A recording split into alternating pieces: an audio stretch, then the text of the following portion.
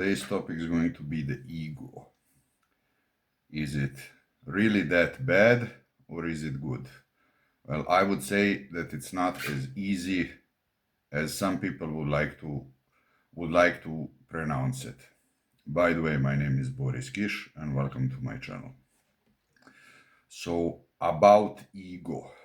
When you're going to the gym, when you're looking at yourself, when you are measuring your progress, I would say that ego, as we would say in Serbia, for water and fire, ego is a great servant, but can also be an evil master. What does that mean? For example, if you are going to the gym and if you are really, I divide people in two categories. Nobody is black or white completely. Of course, this would be absurd to say it. But I believe that you have people who have developed until the age of 18 pretty much empathy or moral compass, and then you have the other ones that developed narcissism and broken moral compass. So if you are ego man who is going to the gym, who is just, trying to show off, who cares extremely about other people's opinion in the gym, on his social media, if he's lifting also with ego, if he's putting as much weight as possible, he's not going to make any significant high quality progress because, his values are based purely on ego trip. I mean, if you go to the gym and let's say if you want to show off, as I did when I was really young, when I was going to the gym as a beginner, I'm not going to lie to you. For me, it was extremely important at the time.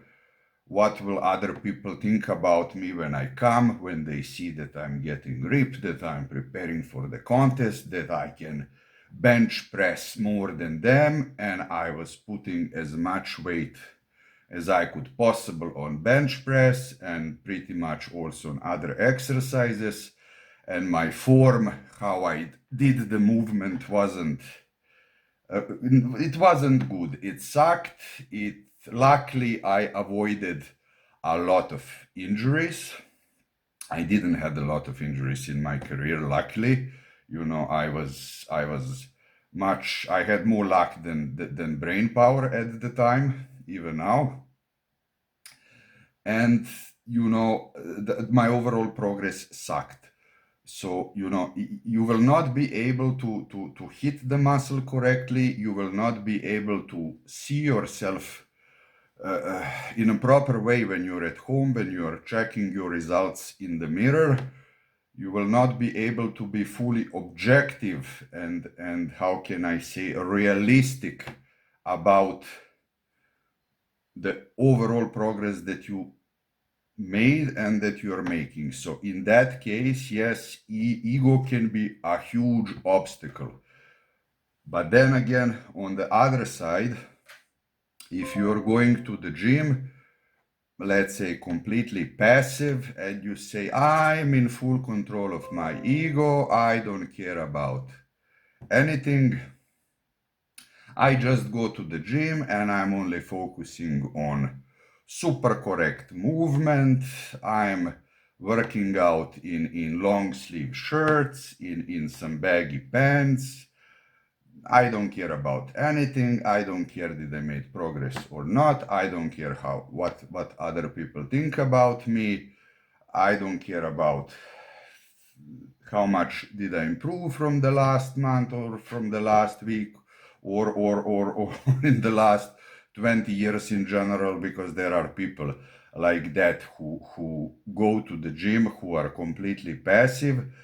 I would say that this is also, by my opinion, completely counterproductive. So what's the solution to all of this, I say that ego is extremely important and can be a fantastic tool not only in gym, then in the life as well, if you can use it properly. I mean, let's say, I will tell you my example based on my subjective opinion. Okay, that doesn't mean that I'm right, and that doesn't mean that you have to copy this, and this is not, like something that's written in the stone that has to be done. Neither am I a guru.